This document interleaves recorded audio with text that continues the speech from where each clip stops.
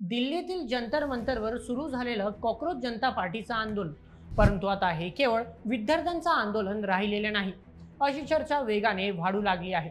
कारण गेल्या काही दिवसांपासून या आंदोलनात जो काही घटनांचा पॅटर्न समोर आला, जी काही वक्तव्य केली गेली, ज्या प्रकाराचं वातावरण तयार करण्यात आलं आणि आता एका मागोमाग एक समोर येणाऱ्या काही घडामोडींनी अनेक गंभीर प्रश्न निर्माण केले आहेत. ज्या पक्षाची सुरुवात देशातील युवकांचे प्रश्न उपस्थित करण्यासाठी झाली आणि जे आंदोलन नीट पेपरफुटी प्रकरणाचा हिशोब मागण्यासाठी उभं राहिलं होतं, त्याला आता वेगळंच वळण मिळताना दिसत आहे. एकीकडे JNUशी संबंधित व्हायरल चॅटमुळे मोठा वाद निर्माण झाला, तर दुसरीकडे एका वादग्रस्त धार्मिक वक्तव्याने या आंदोलनाला नव्याच दिशेने ढकललं. आंदोलनाच्या नावाखाली नेमकं काय घडत आहे याकडे आता संपूर्ण देशाचं लक्ष लागलेलं आहे. तर मग आता या आंदोलनामागून दुसराच काहीतरी हेतू साध्य करण्याचा प्रयत्न होतोय का?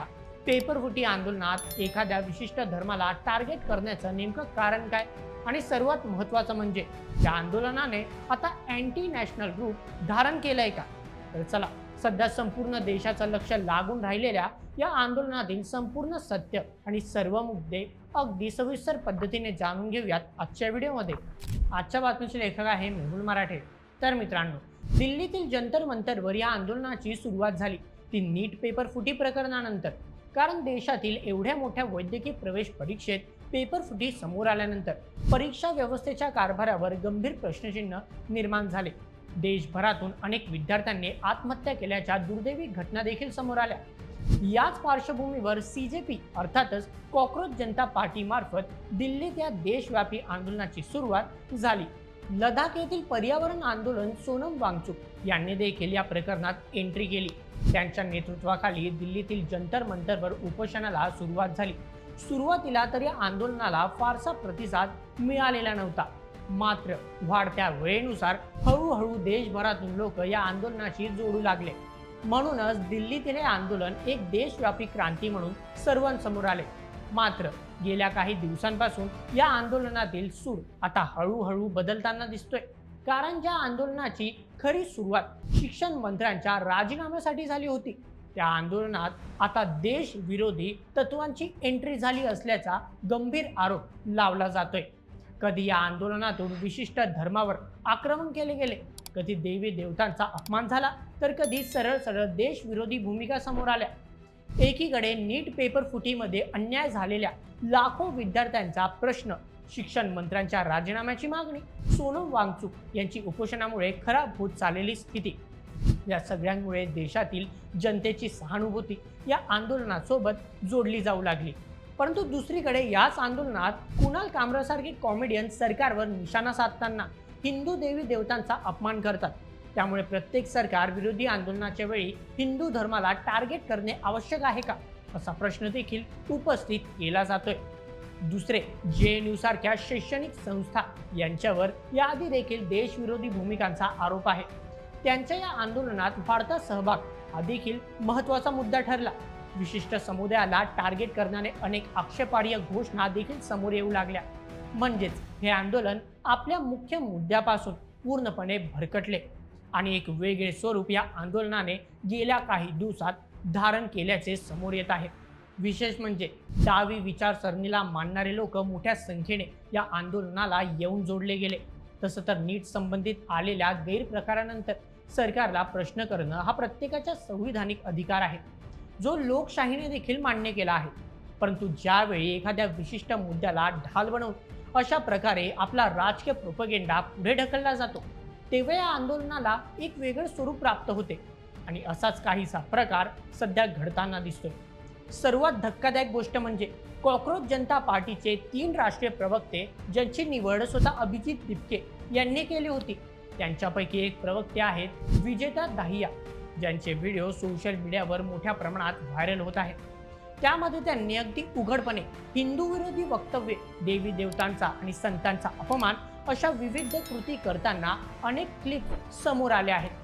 म्हणजेच एकीकडे ज्या पक्षाने तरुणांचा आवाज बनण्याची जबाबदारी उचलली होती आणि ज्या आंदोलनाचा हेतू विद्यार्थ्यांचे प्रश्न मांडणे होते, तेच आंदोलन आता धार्मिक वादात अडकले. म्हणूनच आता कॉक्रोच जनता पार्टीच्या भूमिकेवर आणि या आंदोलनावर देशभरातून दोन परस्पर विरोधी गट तयार झाले आहेत. एका गटाचे असे म्हणणे आहे की हे आंदोलन खरोखर सरकार विरोधात एक मोठी क्रांती असून यामुळे खरोखर मोठा बदल घडू शकतो, व्यवस्थेवरील भ्रष्टाचार कमी होऊ शकतो आणि सरकार विरोधात एक प्रभावी विरोधी पक्ष म्हणून कॉक्रोच जनता पार्टीकडे पाहिलं जात आहे. परंतु असे असताना दुसरीकडे मात्र आता असा आरोप देखील केला जातोय की या आंदोलनाची दिशा पूर्णपणे भरकटली असून विद्यार्थ्यांच्या मुद्द्यासाठी सुरू झालेल्या आंदोलनात आता एक वेगळाच नरेटिव्ह सेट केला जातोय आणि हा दावा काही अशी खरा देखील वाटतो. कारण सध्या सोशल मीडियावर CJP समर्थकांकडून अनेक आक्षेपार्ह पोस्ट केल्या जात आहेत. या सर्व आरोपांना आणखी हवा मिळाली की JNU संबंधित व्हॉट्सअप ग्रुपमधील एक चॅट लीक झाल्यानंतर. कारण या चॅटमध्ये सरळ सरकारवर दबाव आणण्यासाठी मोठी हानी करण्याची चर्चा उघड झाली. या आंदोलनात वाढता प्रतिसाद आणि सोनम वांगचुक यांना देशभरातून मिळत असलेली सहानुभूती लक्षात घेता सरकारकडून पोलीस कारवाई केली गेली. सर्वात आधी सोनम वांगचुक यांना आंदोलन स्थळावरून हटवण्यात आले आणि रुग्णालयात दाखल केले गेले. त्यानंतर आंदोलनाला नवे स्वरूप प्राप्त झाले. अभिजित दिपके या कारवाईला सरकारची हुकुमशाही असं म्हटलं, परंतु सोबतच त्यांच्याकडून पोलीस प्रशासनाला RSSचे गुंडे असे संबोधित करण्यात आले, ज्यामुळे अभिजित दिपके यांच्या भूमिकेवर देखील प्रश्न उपस्थित होत आहेत. सोनम वांगचुक यांना आंदोलन स्थळावरून हटवल्यानंतर स्वतः अभिजित दिपके यांनी उपोषणाची सूत्रे हाती घेतली. त्यांच्या नेतृत्वाखाली आंदोलनाला आणखीनच तीव्र स्वरूप प्राप्त झाले. अगदी हजाराच्या संख्येने आंदोलक मंत्रालयाच्या दिशेने आंदोलन करत निघाली होती. परंतु कायदा आणि सुव्यवस्थेचा धोका लक्षात घेता पोलिसांकडून जमावाला पाणवण्यासाठी लाठी चार्ज केला गेला. तसं तरी या ठिकाणी सरकारची भूमिका देखील संशयाच्या भोवऱ्यात आहे. कारण सरकारने आंदोलनकर्त्यांच्या मागणीकडे पूर्णपणे दुर्लक्ष केल्यामुळे हे आंदोलन एवढ्या मोठ्या प्रमाणात चिघळले आणि देशात गंभीर परिस्थिती निर्माण झाली. या लाठीचार्ज आणि चकमकीत अनेक आंदोलन कार्यकर्ते आणि पोलीस अधिकारी अशा दोन्ही बाजूतील अनेक लोक जखमी झाले. परंतु कॉक्रोच जनता पार्टीतील आंदोलकांनी सुरक्षा व्यवस्थेला हाताशी धरायचा प्रयत्न केला. म्हणूनच आता राजकीय क्षेत्रातील तज्ञांचे असे मत आहे की येत्या काळात भारतात देखील अगदी नेपाळसारखी परिस्थिती निर्माण होऊ शकते.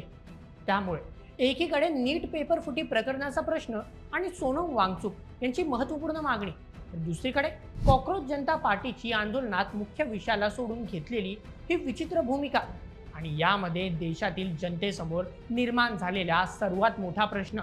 या परिस्थितीत नेमका कोण बरोबर आहे आणि कोण चुकीचे, त्यामुळे आता या आंदोलनाचे नेमके कसे परिणाम पाहायला मिळतील हे पाहणे देखील तितकेच महत्त्वाचे ठरणार आहे.